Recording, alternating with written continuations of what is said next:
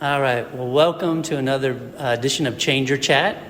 This is actually another on-site edition. So this is Jimmy Cook, and I'm sitting in Butare, Rwanda, at the site of our school project in 2024. And I'm with our great friend and amazing community partner, Safari. Safari is also a teacher at the school, and so he does a lot of jobs that really make our impact and our access here so important and have the results that we want. So we visited with Safari on Change Your Chats before, but we're actually going to do an update, especially since we're here and we get to be with them in person and talk about this amazing project that was actually started as our first project ever. So BTCV 001 was at this school. And now this is our sixth project here, and we're excited to talk about the recent changes. So, Safari, welcome. We're so glad to have you. Thanks for taking the time to do this Change Your Chat with me again. Oh, thank you, Jimmy. Thank you so much. It's my pleasure to be with you, and I think I'm happy to have you at my school. Well, we're happy to be here. It's great to work together. So we want to talk about last year's project. So in 2023, we started the perimeter security and safety wall, and we were able to complete that whole front section and the gate, and with a guardhouse and everything that brings that security. Just describe for us what that's meant to the school, the impact that it's had. Oh, thank you so much for this project about school perimeter. It's a very good project that has been done, and we're thirsty to see it and to have it. That is cool. But the impact is we have numerous impacts that we have been impacting to our school. Most of the things that I will be saying on that project is having 4 phases. We've done with the first phase, which is made of the fence and the school gate. But up to now, we are doing even the second phase, which is done for the other side near university, where students used to break out when it's a time for that. But you asked me about the impact of it. But there is impact, the most of it is about the security of the school. Not only on the behalf of the school materials, but also on the student security, even the student safety.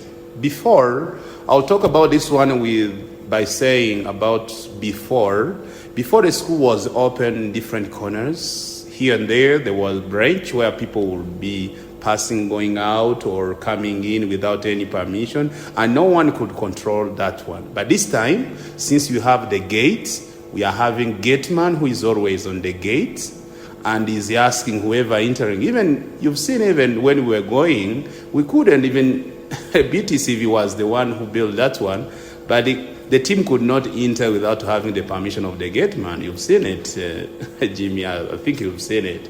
So that one, it's done not only on the BTCV, but it's done for everyone who want to access the school. For the student also, they enter when they enter in the school. No one is allowed to go out without the permission of the teacher. Not only the teacher, even the gate man also has to know where someone is going who is passing through that gate. So the security, that is the first thing that I have seen for this, the first phase, even the second phase.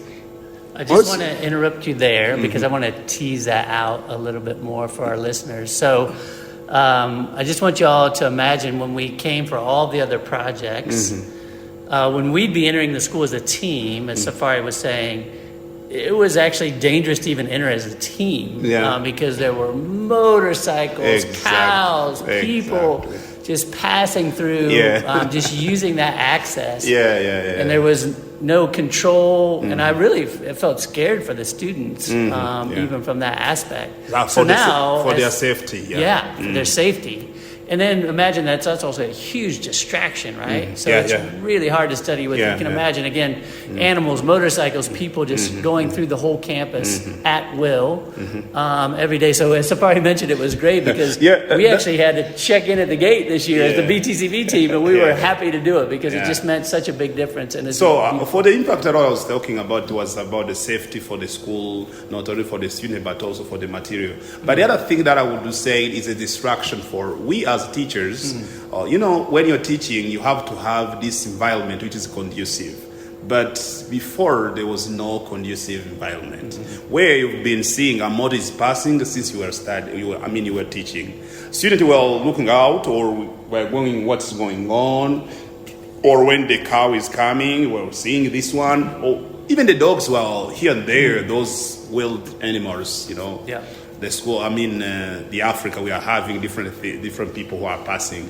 That's also for one of the distraction of the students who used to be in the class.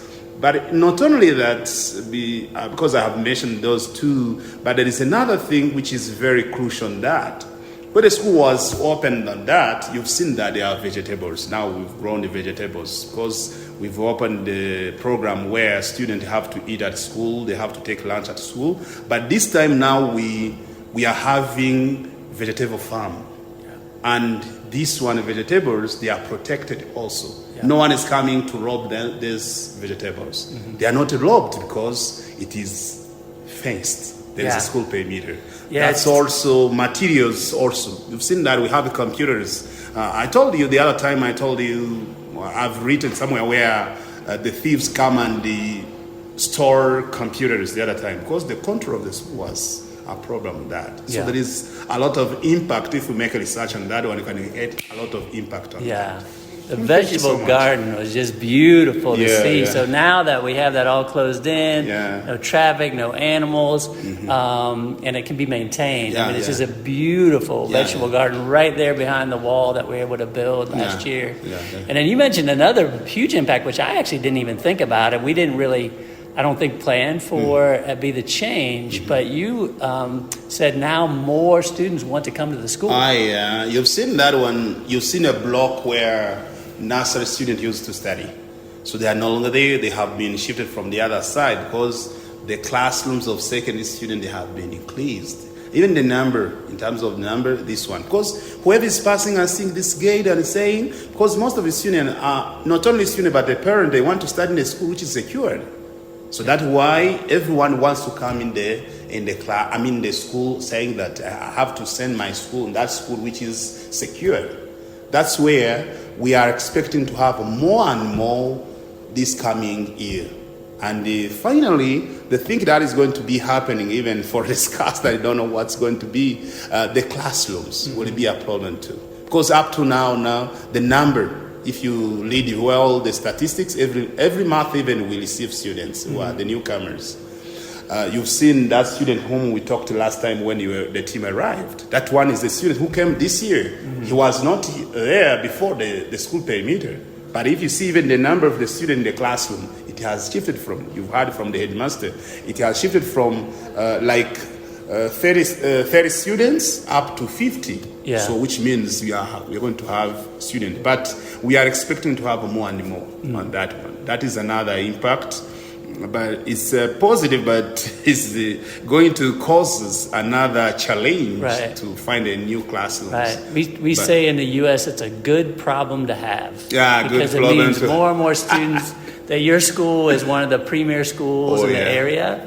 That people really want to attend there, and that the education is growing and growing. But we got to be able to manage all this.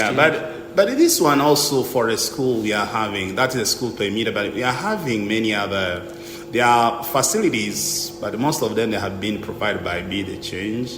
As long as this school perimeter is going to be over with those 4 phases, I can tell you the school is going to be a large school and a beautiful school. I'm telling you. The other project that have been done by BTCV, they are like cafeteria. That also is calling people to bring their parents, their students to our school. Why? Because the school that we are having is a day school. And that one being a day school, how many schools are having those facilities? None. Yeah. Nice. So tell us, I want to give some details here. So every single day for lunch, you feed over 1,200 students a very nutritious meal. Yeah.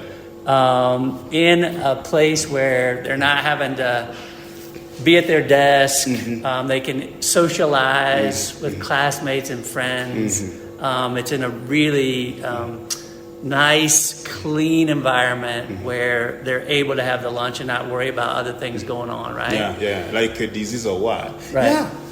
Every day this year, the government started a new program where students, whether primary, secondary, they have to take lunch at school.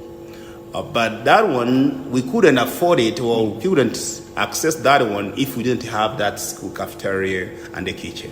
You've seen that now we have big dishes where we cook that meal with the water, and it's clean and it's healthy. By the way, on that one, because those vegetables are part. Yeah. You know, when you say here healthy food or balanced diet, we mean what? Those carbohydrate food and those one with bodybuilding food and the body protecting food. There are vegetables, beans, and rice. And sometimes we change rice into portion, but it's that one. But some of the facilities that we got and which are helping us a lot is what this cafeteria and the school kitchen with those big dishes that have been provided by BTCV. That's very good. I think this is a great one for us to highlight to our changers, our donors, because this is one where we listen to you.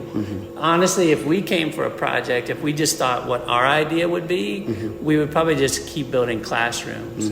But you said, no, the cafeteria is the next thing that we need. It's very, very important to nourish our students because it's a government requirement. But more so than that, good nutrition helps kids learn, keeps kids in school, keeps them healthy. And then the other benefit, right, is that they learn cooking, gardening, cleaning up, all of the things that are needed to feed 1,200 students every day. That's very sensitive to I as a teacher to achieve to my career as a professional teacher.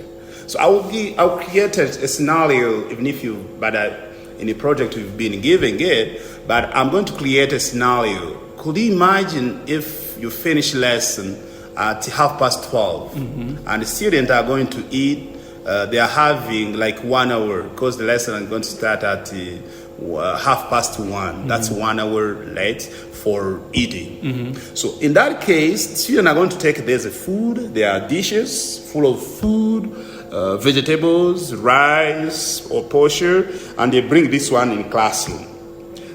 Those one, they are, for example, they are 35. At that time, it was 35 in the ratio for the class.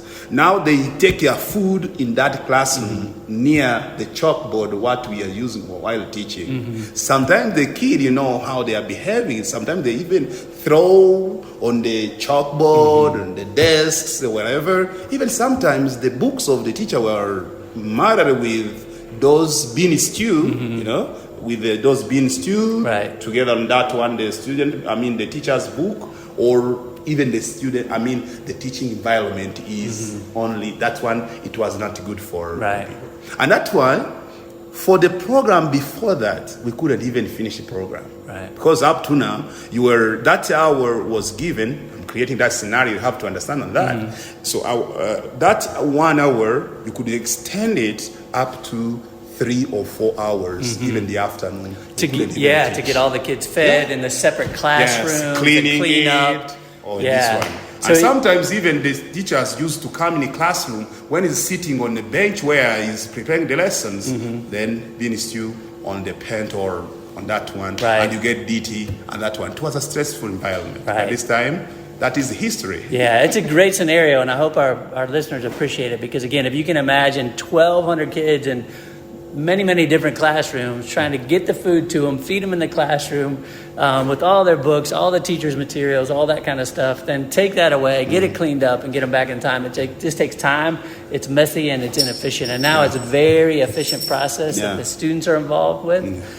They help serve, they help cook, they help clean up, and it's definitely a beautiful thing to see. Yeah. And I think as you put in context, again, the importance of a good meal at lunch, besides all the things that we talked about, is they go to school from about 8:30 to 5 p.m. every day. So it's a long day. I love it. Most of the time when I'm talking with the student USA, part of those one who are in this team, they say, I don't imagine how can I start from morning up to this. They have to get informed that those students whom they are studying this long day, they are not allowed to go home. They have to stay home. That's why lunch is taken at school. And also with these facilities, we get now those students also is one of the influence, or is part of the influence, where we have many students whom they are coming also, because we have where, if you visit the other schools, remember where we visit the other school in the village where we come from, those ones are taking food in the classrooms. So that's where problems. And you will listen also, we've seen another impact for those facilities, including library. Remember what you did on our library. So that one also, the rate of success is increasing also. That one is increasing. And that's one thing I wanted to go back to. So true to your nature, you guys are amazing with how resourceful and efficient you are in using your resources and infrastructure. So not only is the cafeteria used for the lunches every day, but use it as an assembly hall, maybe more importantly for the test taking, which tells us a little bit about national exams, because most of the U.S. listeners don't understand the importance of what a big deal that is, and how that's helped with that as well. This one I will explain this one more details on that by giving the education system here in Rwanda. So when you are 3 years, a kid of 3 years is starting in nursery. In USA is what you call kindergarten. So 3 years, 4 years, 5 years, approximately 6. That one nursery is over. Now you start primary. So primary, when you start primary, you start 6 years. After 6 years, you can't go to secondary without passing national exam, which is testing the level of understand how do you cope with the program of primary. You pass national exam, you get a grade on national level. Then with you are going to be graded and you are going to be allowed to go in secondary. In that case, you are in secondary. Secondary is having two parts. There is the ordinary level and advanced level. That one also, when you're done with that secondary ordinary level, after 3 years, you will pass another national exam, which will allow you to go in senior 4, where you will be studying your combination. For example, if you want to study nursing, you will study nursing after finishing senior 3. That one. Or if you want to study biology and chemistry, the same. So how old would you be then when you're going from that senior 3 into your subject of primary interest or your career? For your career. This one, primary, 12. Plus 3 years, you are around 15 or 16. So that's kind of when you're choosing your career. And you have to score at the level that allow you to go to your career. Because there are some specific, say, if you get this grade, you have to go in that one. There are some specific on that. So when you are done with the secondary also, as also a school we have it, all those levels, we have them in our school. If you are done with those levels, you will pass another national exam for your career, what we call here combination. When you're done with that one, you will be allowed to go at university for specification on that. But we don't have a university on that level. We have advanced level for those ones. So in that case, all those levels of national exams, I say primary 6, national exam, senior 3, national exam, senior 4, national exam. In those, or this one, we have candidates. So where should we use? So to make this one purposeful, we have to sit in that main hall where we used to eat. And this one, when it is ready, those one, for example, all the senior 3s, they sit there and we have only 2 invigilators. So invigilators are those one who are supervising. So then the exam is done well. Not only that, also with the education system that we have here in Rwanda, we used to have also 3 terms here to be promoted to in the next class. Also, by the end of every term, we do exams. So with the big number of the students that we have, that one also the cafeteria is used for the exam, also for the school exams. Right, and that's what I really didn't realize the importance and the advantage of that, because now they're able to take the exams at their own school in an environment they're familiar with proctors that know them and they're comfortable with, so that it decreases the stress and the fear level. And then it's a great environment to take a test, right? You're not in a cramped space. You have good light, so you can do better. And it's worked, right? Like the national exam performance has been really good. But also, for addition to that, where you can ask and say, oh, this one also probably is for cafeteria and for the exams, but also the student. Our student used to entertain in that. Yeah, I love that. So that one also, when they want to have fun, most of the time those ones who are having a talent for dancing, they can organize a concert, then they can use it, that one also. So that's that's a beautiful thing. We are planning even very soon to call it multi-purpose hall. Multi-purpose hall. Yeah, multi-purpose hall. And it is. Yeah, you guys it is. Use By it the way, it's multiple purposes every day. I think I've seen most of them, and it's and we get to have our celebration in there, and so it's just been amazing. Safari, we can't thank you enough for really coordinating all of this and fostering it. But we cannot conclude without saying about the instance of rivalry too. Oh yeah, please. But BTCV has done a lot to our school, and we still appreciate, and we hope more are going to be done to the school, because if you compare it with the other schools which are around by, it's very significant. It has significance, relevance to this nation. But rivalry, I would like to assure you, the listener and the other donors, that we are having rivalry. If you compare with the other schools, our library is the best, well organized with the good shelves, and it's a very good library. And I think a very important part about that, because we haven't seen that, and we're trying to work on it. In fact, we use Butare School as an example, is the book checkout system. Students have to check the books out, take care of them. They can use them. We want them to use them. That one also is given also if you have that computer that we have inside where the library is using, that one also has been provided by BTC. Yeah, that's one also. But it's effective. You guys have put it into action, makes it work, and the books are beautiful. They're in good shape, but they're being used. They're being used all the time. I'm telling you, they're being used. Yeah, but they're maintained and they're well cared for, and it's but really sometimes we ask ourselves if that 01, as you tell in introduction, if that 01 project was not there, how were our primary schools be studying? Yeah, the roof is there also. Yeah, we hope now to do many on that point. But even this, as the headmaster said, we are aware that the playground is going to be done soon with this 5 years project. Planning is going to be made. We hope so, and we are praying for it. Yes. We are praying for it. We're planning on it for sure. Exactly. For that one, also is going to be engagement for our students for entertainment. Yeah. So we can talk a lot. We can take day and night about BTCV on that. You and I could talk day and night, I think. But I think just for the listener, I just want to reemphasize, this is the importance of what we call needs analysis. Mm-hmm. So we say, what do you need? Mm-hmm. Not what we think you need. But we try to listen first. Mm-hmm. And really all of those things that you mentioned that we talked about today were not our ideas, right? They said, this is what's important for bringing the school to a better future, to a better impact, to more students.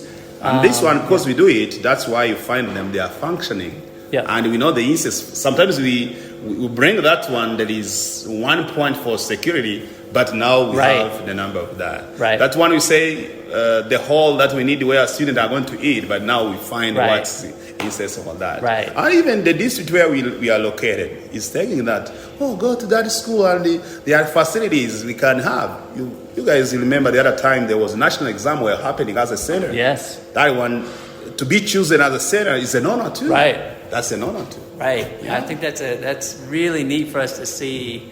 And we're just so proud of you. We're so proud of the way you've communicated to us what is needed and why. So like, why do you need a perimeter wall? You know, for a lot of us in the U.S., we wouldn't think about a perimeter wall at all, and how impactful it is. So that's why we wanted to tease this out in this changer chat and make people understand, like, listening and then really following through on the planning phase. And then make sure you follow up with the application, which you've done so well. It's amazing. It will be a pleasure, this one, whatever is going to be asked. You know, people, you guys, you're doing a great job. When you shift from USA, you leave your things, you leave your job, you leave your vacations, you come, you work. I told you the other time, not only that, but your presence is a great lesson to this nation. Yeah. Well, thank you. It's been our privilege. I would say it's just amazing. I wrote a note, an email, just about after seeing all this and experiencing it again this year. And I said, you know, this school has gone from a forsaken genocide execution site that was completely destroyed to a vibrant, impactful campus that is building kids' futures. With passionate teachers that just really want the kids to learn. And we're so proud. I mean, it's really just such an example of how the process can and should work. So I would just tell everybody, listen, come visit Safari. Thank you. Come to Rwanda. Experience this for yourself. We do have, as he mentioned, we have a 5-year plan setting up. And so plan on 2025 and the next 5 years. Come see this beautiful part of the world and an amazing campus that's doing great things for our kids and our future. As a world, really. So, Safari, thanks for your time. As usual, you explained it so well and got me fired up. I'm always fired up after talking to you. So, if y'all like Changer Chats, you can check us out online, btcv.us. And if you'd like to support our mission, you can do donations through that. Thanks so much. Be the change. Be the change.